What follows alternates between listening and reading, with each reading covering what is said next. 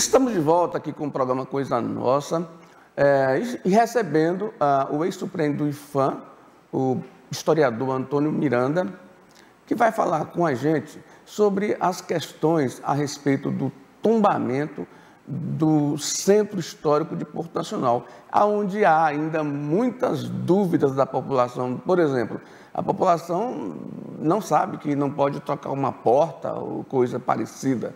Miranda, bom dia, Miranda. Bom dia, Luiz. Bom dia, Maria. Você está defendendo uma tese nesse aspecto, né, Miranda? Como é isso? Veja só. Na verdade, eu já é uma dissertação de mestrado que eu já até defendi ela, né? Então, o que eu discuto nessa dissertação? É a forma do tombamento, como o tombamento foi feito, como foi a participação social nesse processo de tombamento. Miranda, o que a população, você que esteve lá, o que a população reclama nesse negócio? A população reclama essa falta de entendimento, essa falta de esclarecimento do significado do tombamento. Né? Qual o papel de cada um? Né? Qual o papel do morador? Qual o papel do Estado, do IPHAN, da Prefeitura? Qual o papel do visitante? Então, isso é muito confuso e, por isso, dá muito problema para o próprio IPHAN, na medida da fiscalização para manter os bens preservados. Agora, no seu trabalho de mestrado, o que você aponta de como que resolveria isso? É possível reverter ou de que forma que poderia transformar essa situação, se é que é possível, menos questionada pela população? É possível, claro. Agora, tem que haver um programa, né, eficaz, né, de educação patrimonial. O IPHAN, no caso, ele tem que conversar, dialogar com a população. Teria que ter dialogado com a população, ouvir a população. Teria que ter dialogado muito antes, porque a população tem que ser notificada, e foi notificada do tombamento. Agora, essa notificação ela só pode ocorrer a partir do momento que a população entenda quais os efeitos do tombamento. Né? O que ele vai poder fazer no seu imóvel? O que ele não vai poder fazer? Né? Quais as limitações dele no seu imóvel? Então, a partir desses esclarecimentos, é que o morador vai aceitar ou não o tombamento. Miranda, parece que é um pouco controverso essa questão de tombamento de patrimônio histórico, onde envolve pessoas, né, que são moradoras de casas, né? Se de um lado tem a preservação daquele patrimônio, daquela história, né? Por outro lado, o que ganha os proprietários desses imóveis que não poderão mais dispor da forma que eles queiram desse patrimônio que é deles. Sim. Isso é uma discussão, Luiz, que essa é eterna até, né? Porque assim, desde o surgimento, e aí eu vou falar só da questão do Brasil, né? Porque essa história da preservação do patrimônio cultural, ela é ainda do século XVII, começando lá na França, né? Mas, enfim, porque quando se tomba um bem como patrimônio, ele passa a ter um valor coletivo, né? E não mais individual. O bem continua sendo do proprietário, mas, como eu disse, ele tem as suas limitações. O que se ganha? O coletivo, pela memória, preservação da memória, da identidade, da cultura. Isso é muito difícil para o proprietário, claro. Né? E aí a gente não pode, de forma alguma, esconder isso, omitir isso. Né? Não podemos omitir. E isso só se resolve com muito diálogo, porque também tem as questões compensatórias.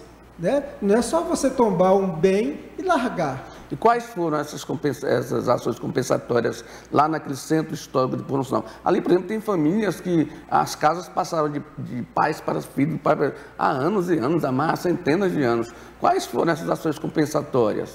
O problema é esse, que até agora não teve nenhuma ação compensatória. Porque com o tombamento tem que ter um programa, né? Tem um conjunto de ações. Por exemplo, vou te dar um exemplo aqui da questão do IPTU. Né? Quem preservar o seu imóvel pode ter, sim, um desconto no seu IPTU. Isso até agora não está sendo posto em prática. E é importante lembrar que tem uma lei em Porto Nacional, ela foi publicada ainda, parece que em 2007, 2006, que prevê isso, a questão da redução do IPTU, do valor do IPTU. E tem outras. Agora, o poder público tem que se manifestar, e a população, e o morador tem que cobrar isso, né? Afinal de contas, ele de certa forma está um pouco engessado, vamos dizer assim. Agora, se ele não, do lado do morador, se ele não cumpre com essas determinações do IFAM, que não pode reformar, por exemplo, que não pode tirar aquela porta porque já é patrimoniada, o que acontece com ele? Ele está sendo multado, de certa forma está sendo punido?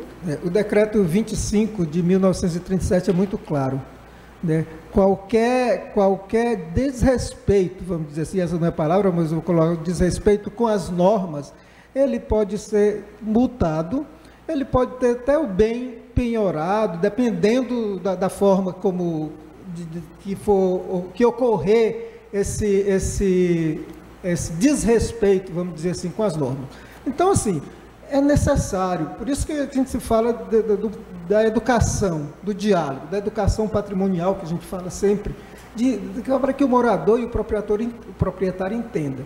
Então, tem penalidades fortíssimas, sérias, né? E o IFAM, hoje, ele está muito limitado, porque, assim, todo esse problema, como eu coloco na minha dissertação, foi a forma como se foi tombado. O IFAM não dialogou antes, e dialogar agora é mais difícil. Miranda, veja bem, qual é a situação da justiça no Brasil, né, Maria? Ou seja, complicada, o cidadão, ele não recebe a compensação, mas ele tem que pagar. Se ele deixar de cumprir, ele vai para o pau, né? Então, é a situação. Imagina no Tocantins que nós temos cidades centenárias, outras cidades centenárias, como Natividade, Monte do Carmo, Arraias, né? Como ficaria essa situação? Então, Miranda, veja bem, como se cobra a regularização de situações desse gênero no Estado? Veja só, o Porto Nacional é o segundo centro histórico tombado no Estado. O primeiro foi Natividade em 87. De outra forma, foi uma discussão diferente do que ocorreu em Porto Nacional. E você entende que Natividade passou por grandes programas. O programa Monumenta, que foi que investiu muito recurso em Natividade. Referência, né? Exatamente. Foi um exemplo no Brasil inteiro, o programa Monumenta de Natividade. Em Porto Nacional, o que a população cobra é isso. E nós, né? O que ocorre? Porto tem 7 deputados estaduais. Pois é. E não leva recurso para isso, porque é muito simples assim. Você preservar um casarão, né, para um deputado, de repente não é interessante, vai levar algum bônus para ele, não sei, né? Então, assim, é difícil, porque, assim, o Estado ainda tem o patrimônio cultural do Estado, de certa forma, ele está sendo deteriorado, e precisa de medidas. Se você quer preservar, tem que ter uma política bem clara, isso, né? Bem clara no sentido de dialogar com a sociedade e ela entender o que significa isso também, né? Bom, você viu a importância do patrimônio histórico e também dos organismos, de entidades, instituições, não é? E tentarem compatibilizar o direito do morador de uma cidade, de um centro histórico tombado, né? E a legislação, né? Porque senão, se não houver essa compatibilização, se os gestores públicos não cumprirem essas ações compensatórias, certamente a pessoa vai derrubar a parede dele lá, de adobo, né? E construir uma de tijolo, ou trocar a porta, como já aconteceu em Porto, já derrubaram, antes do tombamento, derrubaram uma casa ali no Cabaçaco e construíram uma outra moderna, parecendo com o símbolo da Globo, não é? Ali no meio daquelas casas de quase 200 anos ali. Então, é preciso a fiscalização, né, Miranda? Nós agradecemos a participação aqui, né, Maria, do professor Antônio Miranda, né? E esperamos que isso tenha esclarecido alguma coisa para você e desperte esse germe aí em você de cobrança, principalmente aí em Porto Nacional e das outras cidades que nós temos com muitos ambientes históricos aí, para que não ocorra isso que está acontecendo. Muito obrigado, viu, Miranda? Eu que agradeço, estamos aí à disposição, viu, Luiz, Maria? Explicações muito importantes, né? E você fica aí com a gente, que a gente volta já.